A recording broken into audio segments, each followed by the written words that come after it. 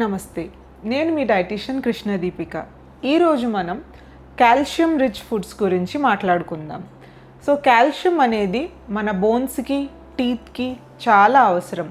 చిన్నపిల్లల్లో చూస్తే calcium deficiency వల్ల వాళ్ళకి బోన్స్ అనేవి బ్రిటిల్గా ఉండడం, ఈజీగా ఫ్రాక్చర్స్ లాంటివి వాళ్ళు పడిపోయినప్పుడు జరగడం వంటివి చూస్తూ ఉంటాం.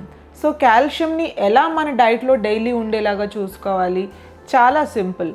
మనం ఇంట్లో వాడే ససెమే సీడ్స్ అంటే నువ్వుల్లో మనకి అబౌవ్ 1400 మిల్లీగ్రామ్స్ ఆఫ్ కాల్షియం అనేది ఉంటుంది. సో నువ్వులు మనం సింపుల్గా కర్రీస్లో వాటిల్లో యాడ్ చేసుకోవచ్చు. లేదంటే చిన్నపిల్లలకి మీరు నువ్వుల చిక్కీ, నువ్వుల లడ్డు లాంటివి కూడా వాళ్ళ రోజు తీసుకునే స్నాక్స్లో ఇవ్వడం ద్వారా సరైన కాల్షియం అనేది పిల్లల్లో మనం అందించడానికి అవుతుంది. అలాగే ఆడవాళ్ళకి మరియు అందరికీ కూడా కాల్షియం అనేది చాలా అవసరం మన బోన్ స్ట్రెంగ్త్ కోసం. సో మనకి ఇంకా కాల్షియం ఎందులో ఉంటుంది అంటే రాగి పిండి. సో మనం తీసుకునే ఇడ్లీ, దోశ వంటి వాటిల్లో కూడా మనం రాగి పిండిని యాడ్ చేసుకుంటే మనకి కావాల్సిన డైలీ రిక్వైర్మెంట్ ఆఫ్ కాల్షియం అనేది మనకి మీట్ అవ్వడానికి హెల్ప్ అవుతుంది.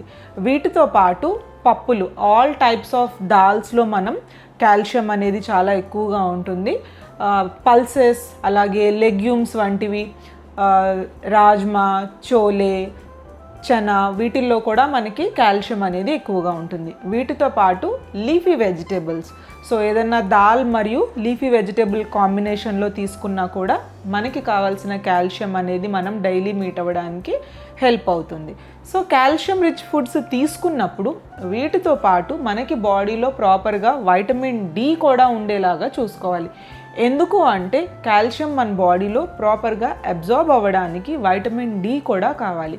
సో కనీసం రోజు మొత్తంలో మనం ఒక 30-40 మినిట్స్ సన్లైట్లో ఉండేలాగా చూసుకుంటే మనకి కావాల్సిన వైటమిన్ డి అనేది మన బాడీ లోపల ప్రొడ్యూస్ చేసుకోవడానికి అవుతుంది. So calcium with vitamin D combination మనకి మన బోన్ స్ట్రెంగ్త్ అనేది ఇంప్రూవ్ అవుతుంది. సో చిన్నపిల్లలకి ఎక్కువగా మీరు నువ్వుల లడ్డు, నువ్వుల చిక్కీ లాంటివి ఇవ్వడానికి ట్రై చేయండి. అలాగే రాగి లడ్డు కూడా మనం వాళ్ళకి స్నాక్స్ లాగా ఇవ్వచ్చు. వీటితో పాటు milk and milk products, dairy products అన్నిట్లో కూడా మనకి కాల్షియం ఉంటుంది. సో పాలు, పెరుగు, అలాగే పన్నీర్, చీజ్ లాంటివి చిన్నపిల్లల ఆహారంలో మనం ఉండేలాగా చూసుకుంటే వాళ్ళకి కావాల్సిన కాల్షియం అనేది మీట్ అవుతుంది. సో ఎదుగుతున్న పిల్లలకి కాల్షియం అనేది వాళ్ళ డైట్లో ఉండేలాగా చూసుకోవడం మన బాధ్యత. Please like, share and subscribe to our channel Diet with Deepika.